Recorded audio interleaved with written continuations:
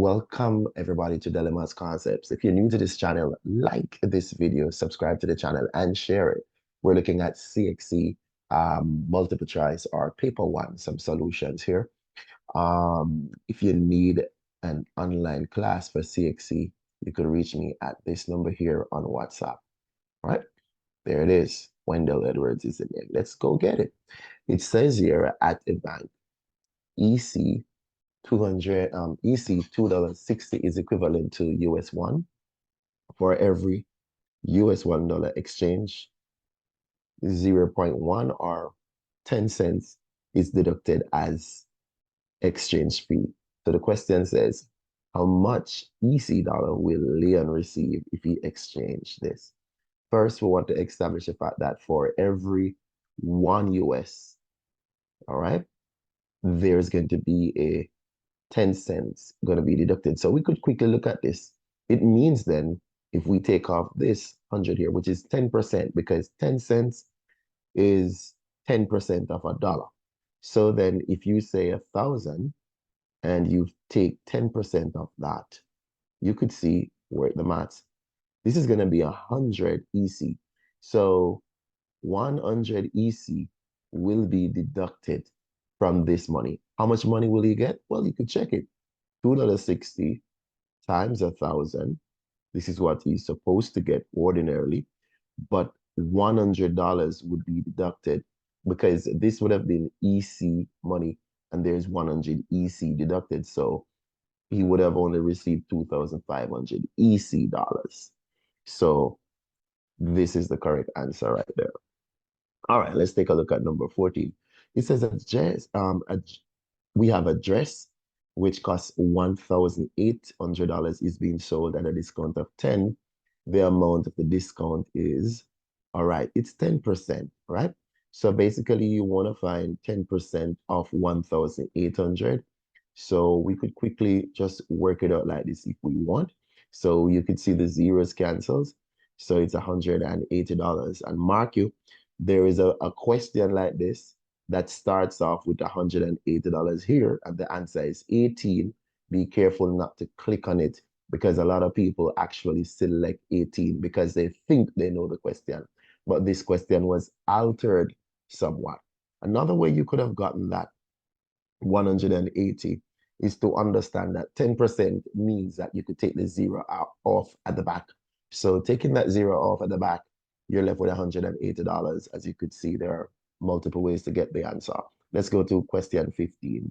Question 15 says, if 7,000 is borrowed at a rate of 5% per annum, so this is R, so a rate, for 3 years, this is T, the simple interest would be what? This is P, the money borrowed. So basically, simple interest can be calculated by working this formula. P times R times T all over 100. So we could substitute 7,000 times 5 times 3, and all of this must be over 100. So let's do some canceling.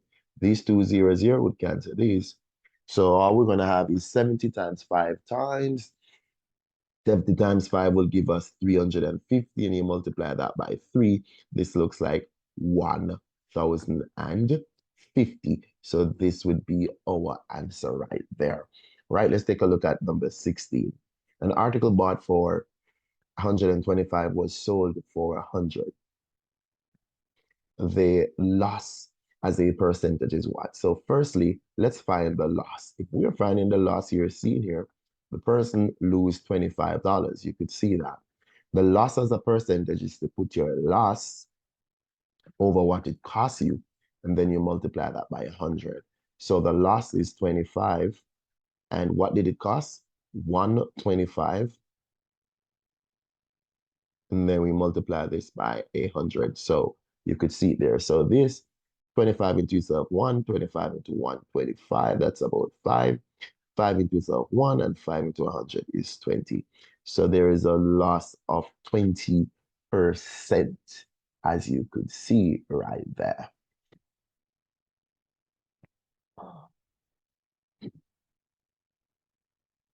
Now let's take a look at the other question.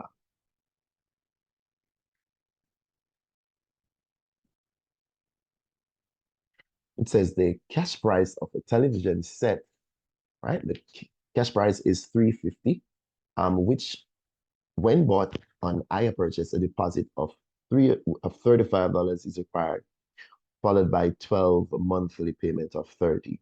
How much is saved by buying cash? So let us work out the hire purchase amount first. So you deposited your $35 and you would have gone back some 12 times and paid $30 each time. So basically, this is 35 plus, it's look like about 360. So you want to make sure you work out this. Try not to make any error. Should say so 30 times 12 is 360 plus your 35. That's 395. So the higher purchase price would have been 395, right? This is higher purchase. But remember, the cash price was 350. So if we want to know how much, then you could see that you're getting a $45 here. You would have saved if you had bought it cash. So 45 would have been the amount you would have saved, right? If you had bought it cash. Number 18, if the simple interest on, so this is going to be your principal, 900 for T, for R, I should say here, 4% per annum at T years is this. So this is our interest. So remember the formula says the simple interest is equal to P times R times T all over 100. So simple interest is 108. Principal is 900. The rate is 4. And T is T. All of that is over 100. We could quickly work this math out. So basically, you're just going to work this down. You multiply both sides by 100. So you could see that. Then this cancel there. So over this side, we actually going to have 10800. And guess what? You're going to divide by these two things here, which is actually 3006. That's going to give you the T. So you divide that out. These two zeros cancel those. So you could just take your time. You make sure that you're not making any error. And 36 into 1, so this 3. We're looking for a 3 years. So you keep breaking it down and as you go. So you set up the formula and you go through. Now, question 19 says, at the end of any year, a car is worth 5% less. So there's a depreciation going on from what it was in the beginning. So if a car is worth 19,000, right, in December, so this is at the end of the year, they're asking us what was the value of the car in January of that same year. Basically, there are two ways you could do it. One of the ways you could say, guess what? Since we want to know the original price, it's 100%. We're going to put that over the 95 because this is actually worth 95% because we lose 5% already and it became this. So you could work it like this and it's going to give you the answer. This is one of the approaches. So there's a link between 190 and 95. 95 into itself, 1. 95 into 1, 90. That's 2 times. And then there's 2 0 here. And then you multiply that by 100. You see it's going to take you to 20,000, right? So the answer is 20,000. Now, another way you could have worked this if you want is to look at the answers and then you find 5% of any one of these. And if it comes back to 19,000, then it is the answer. So let's look at our 20,000. So your 20,000, you could have taken your 20,000 and you could have found, just quickly find percentage of it. So in this case, 5%. So you could take a look. So as you could see, 5. So we're going to divide both sides by this. So that is gone. So when you multiply these, you're actually going to get 1,000. So this would have been the depreciation. So if you take the 1,000 from the 20, you see then that you get your 19,000. So this would confirm that it is correct. Or you could do a third method, which is to just drop off. Because remember, I know, if 20% is the real deal here, 10% is to take off that. So 5% is defined a half of this, which is going to be $1,000 that would have come off. And you would have seen that you still would have gotten it. So there are multiple ways to approach it. Do the one you like. A man regular pay is $8 per hour up to 40 hours. Overtime is twice the payment for the regular. All right, so this is key. It says if he was paid $480, how many hours of overtime did he work? So in order to do that, what you want to do is to know is regular. You want to know is basic pay. So his basic pay is to take the hours times the the rate per hour times how many hours he worked. And this is going to work out to be 320. So he would have normally made $320 ordinarily, but he got 480. So there is some extra time. So what we're going to do is we're going to take this 480 and we're going to take this 320 from it so that we'll have an idea of how much money was made on overtime. So this $160 is actually overtime payment right here. So it's your overtime pay, but they want to know the hours. Now let's go back to how much per hour you're working on overtime. It's double time, twice. So this was 8, so it's gonna be 16. So the overtime rate, right? The overtime rate is actually $16 because it's 2 times the basic. So we would have gotten this. So this is the amount per hour. So let us take our 160, divide it by the number of dollars you're making per hour, and it's going to tell you how many hours you worked. You worked 10 hours on overtime right here, right? Let's go to question 21. Question 21 says 7 times the product. Product means to multiply, right? 7 times the product of two numbers, A and B, will be what? Well, A and B being multiplied means AB, and 7 times it is to put 7 right there. So basically 7AB would have been our correct response for that. Remember, the key here is product means to multiply. Now we want to break this down. There are multiple ways you could do it. So let me just drop it at the side and just rush through one of the many ways you can do it. You could do this cross multiplication thing here, and it works. So you could say 3x times 1 will give us 3x on the left, okay? And then we're going to have 2x times 1 is going to give us positive 2x there, and it's going to be all over 3x times 2x, and this is 6x squared. When you put it together, you're getting 5x at the top over 6x squared. But remember now, the x's can cancel. So this x will take off one of that. So the final answer is 5 over 6x.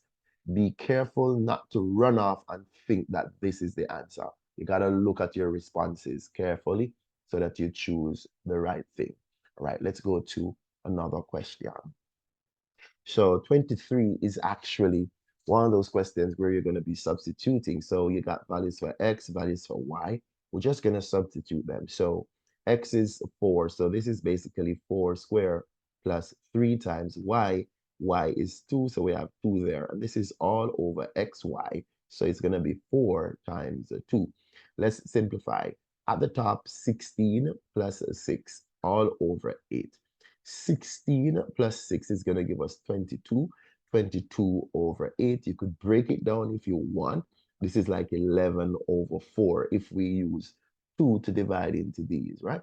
And 11 over 4 is not there. So how many times can 4 go into 11? 2 times and a remainder of 3 over 4. We're looking for this now since we didn't see the others. And yes, it is definitely here. All right, let's go to the other question. So this is a regular algebra here. We're solving.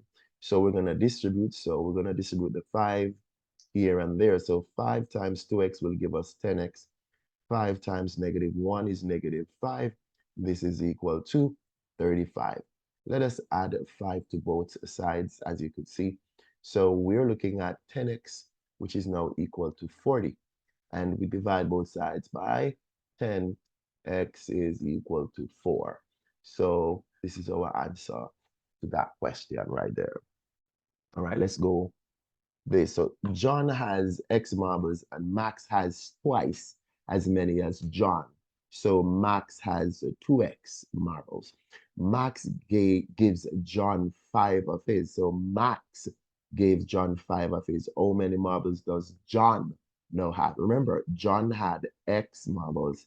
Max gave him 5 of his. So John will now have X plus 5 more. So we're looking at B, okay? And you have to be careful. This is actually an edit to a question that came before. So you have to look out, see what they're asking for so you don't make the error, okay? Number 26. It says, given that 3 asterisk 6 is equal to 2 asterisk 5, and given that 3 asterisk 6 is equal to 12 and 2 asterisk 5 is equal to 9, then A asterisk B is what? With a question like this, you want to try these responses, fit them in. Remember, A is like the 3, 6 is like the B here. A is like 2 here, and 6 is like the 5 here. And 5 is like the B there.